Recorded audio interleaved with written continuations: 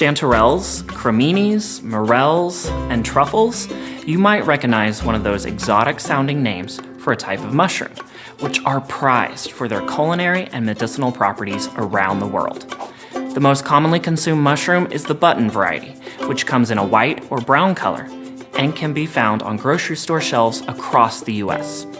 They provide a rich source of B vitamins, which help us maximize the energy from the food we consume and may help protect our cells from oxidative stress, a process that contributes to aging and cancer.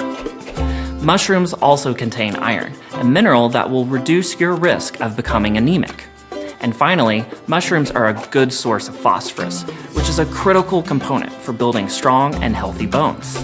While many people in Washington enjoy hunting for wild mushrooms, many varieties are inedible and could be toxic.